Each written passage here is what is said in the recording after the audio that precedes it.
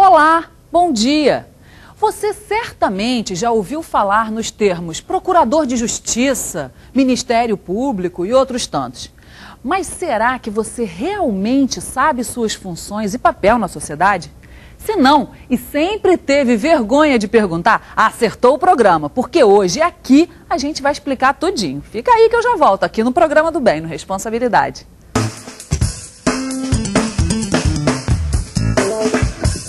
Estamos de volta com o Programa do Bem, com Responsabilidade, recebendo hoje Marcelo Burratem, Procurador de Justiça do Ministério Público Estadual, e Cristino Áureo, Secretário de Estado de Agricultura e Deputado Estadual. Bom dia. Bom dia, Cláudio. Obrigado, muito obrigado pelo convite. Bom dia. Estou muito satisfeita de tê-los aqui. A gente abriu, né, Marcelo, falando sobre essas palavras que todo mundo está cansado de ouvir, Ministério Público, Procurador de Justiça e tantas outras, que até você pode me ajudar a fazer essa lista das dificuldades e que ninguém sabe direito. Quer dizer, muita gente sabe, outras que não sabem, ficam meio até constrangidas de perguntar. Até a imprensa especializada às vezes escorrega.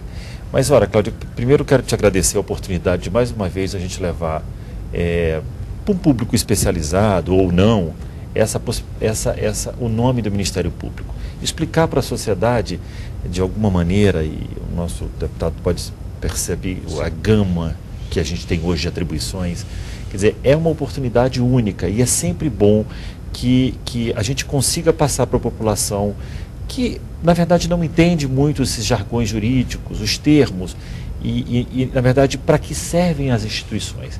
Né? No português, bem claro, para que servem as instituições. Eu posso te começar dizendo o seguinte, Cláudia, nós tivemos o Ministério Público já data aí, né, desde a França, muitos anos, muitos séculos e tal. Mas o Ministério Público brasileiro, ele tem ele é novo, ele é ainda perto da humanidade, da idade,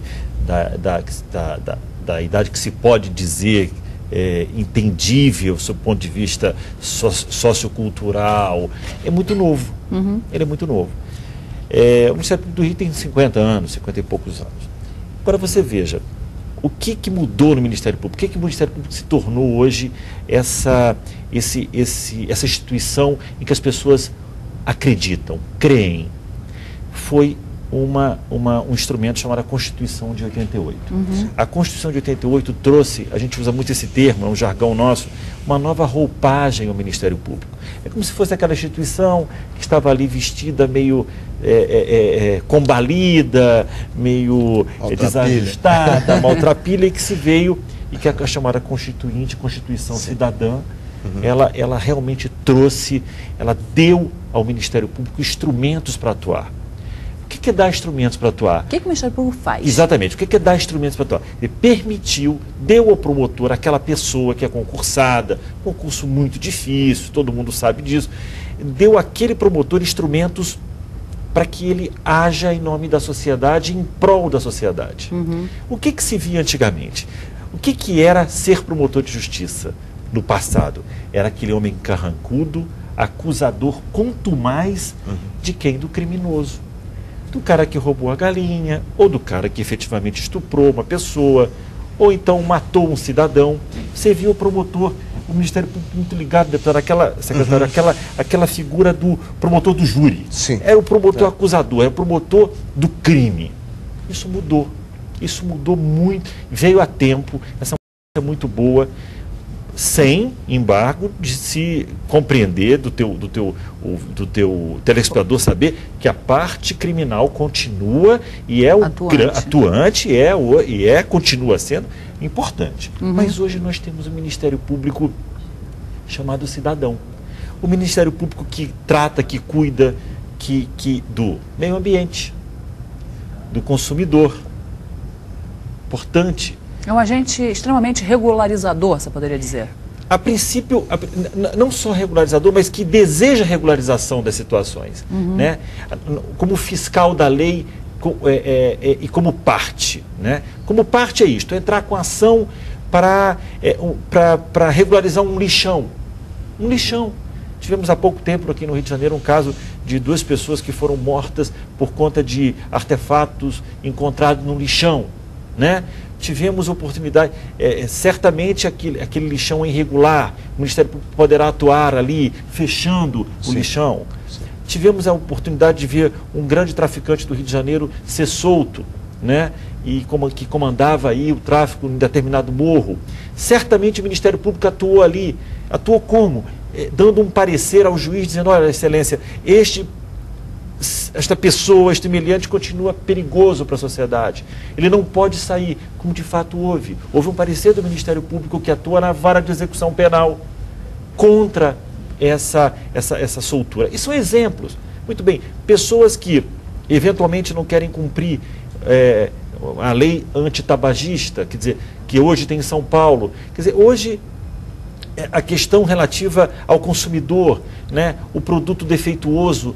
Agora você veja... As mais variadas áreas, né? Até a agricultura vocês têm em parceria, né, Cristiano? Vocês têm uma... Sem dúvida.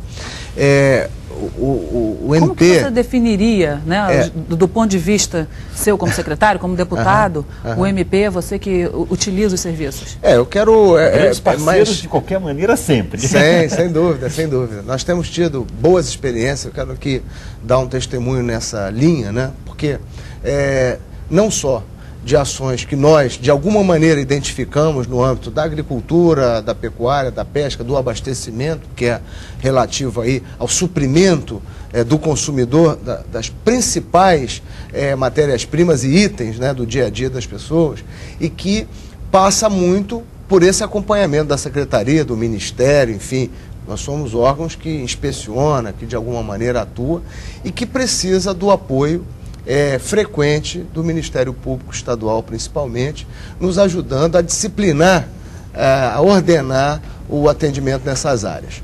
E nessa questão, por exemplo, do combate ao chamado abate clandestino de animais, que é um problema que o Brasil todo enfrenta. Nós temos conseguido sucesso aqui no estado do Rio de Janeiro, temos conseguido reprimir em grande parte do nosso território, graças a essa junção. Né, o Ministério Público junto conosco, nós temos limitações, tem horas que o nosso poder precisa chamar ali a polícia civil para estar atuando junto, enfim, essa integração acaba por fazer com que a gente tenha sucesso. Eu queria listar um caso que virou até tema já de uma tese que está sendo feita, está sendo discutida, vai ser defendida na Universidade Rural, que é o caso da intervenção que nós fizemos na recuperação judicial da Parmalat, aqui no estado do Rio, que é um caso assim inédito. Em 2003 para 2004, a Parmalat na Itália... Só um caso, na recuperação judicial no Brasil, o Ministério Público funciona. O promotor de justiça da vara funciona na recuperação judicial, verificando se os atos em que o juiz está efetivamente decidindo estão dentro da lei. Exatamente. Então, esse caso, ele precede a Lei 11.101, que é a Lei da Recuperação Judicial, e nós, na época, era só de lei. E aqui no estado do Rio, nós queríamos fazer algo para salvar cerca de 10 mil produtores da falência, fazendo com que a companhia, ela estava entrando em processo na época de concordato, depois virou recuperação judicial, mas ela iria fechar as portas da fábrica em Itaperuna. E nós conseguimos, através de uma ação civil pública, que teve a presença permanente de um membro do Ministério Público nos apoiando, nós tivemos como formar um colegiado e administrar aquela planta industrial, quer dizer, o Estado, as cooperativas, os sindicatos rurais, os funcionários, nós conseguimos administrar a planta por um período, manteve, portanto, a planta viva, os empregos, e ela está funcionando até hoje, foi comprada, né, saiu daquela fase mais aguda, foi adquirida e continuou suas atividades e impediu que mais de 10 mil pequenos proprietários rurais tivessem saído da atividade e nós tivéssemos perdido 400 a 500 empregos industriais numa das regiões mais pobres do estado. Então, e um caso exemplar também, né? Sem dúvida. E que passou a ser objeto de uma atenção. Como é que a recuperação judicial, a lei que veio a posteriori, ela veio regularizar isso, mas na época a gente não tinha uma lei com tantas possibilidades. Então eu posso dar esse testemunho pessoal de que nas vezes em que nós buscamos o apoio do Ministério Público para atuar a favor da população, nós encontramos ali não gente só atuante, conteúdo, mas principalmente essa atuação. E você falou, eu falava no início de instrumentos, né, que a Constituição nos deu instrumentos e a legislação infraconstitucional, debaixo da Constituição, também nos trouxe. O deputado falou de um instrumento chamado ação civil pública. O promotor de justiça na área criminal tem um instrumento chamado denúncia criminal. Determinado João, Alfredo, Roberto, sei lá, matou alguém, você denuncia ele na justiça por aquele crime, chama denúncia criminal. Ele falou de uma coisa chamada ação civil pública. A ação civil pública hoje é o maior instrumento de cidadania que o país tem. A nossa lei da ação civil pública, e cumulado com a lei de improbidade, é de primeiríssimo mundo. De primeiríssimo mundo. A ação civil pública é, na essência, coletiva. Eu já vi você entrevistando aqui alguns defensores públicos, e a grande diferença entre a Defensoria Pública e o Ministério Público é o campo de atuação. Em tese, a Defensoria Pública cuida de determinado interesse pessoal, sempre daquele necessitado, daquela pessoa, é personalíssimo.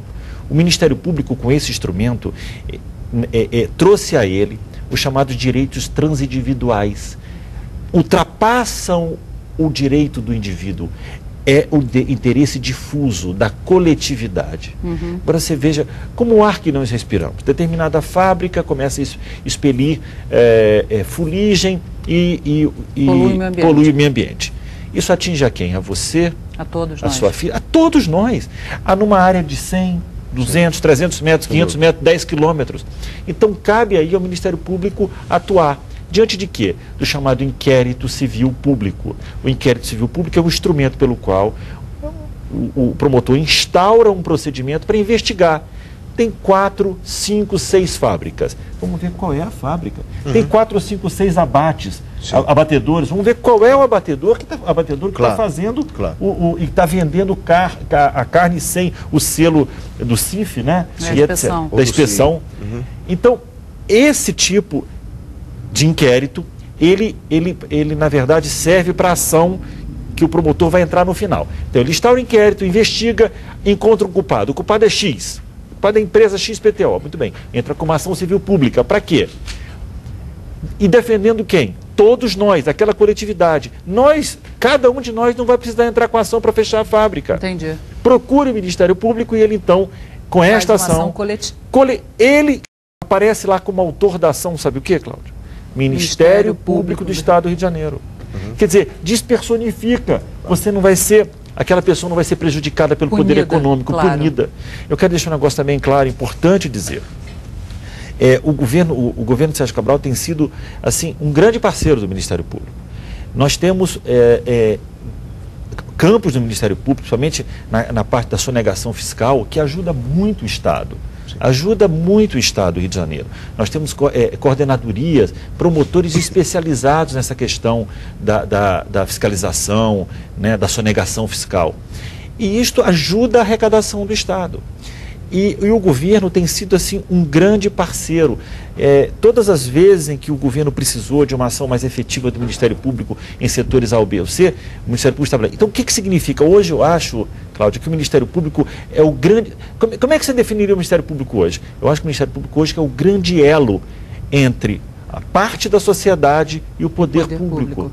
Entendeu? Esse elo a gente consegue fazer como? O promotor chama o secretário, manda um ofício para o secretário, recebe o reclamante, chama o secretário vai lá, presta o depoimento. A gente consegue resolver a maior parte dos conflitos de interesse com um instrumento fantástico também, chamado termo de ajustamento de conduta. Os famosos TACs. Os famosos TACs. Que você está bem familiarizado com isso.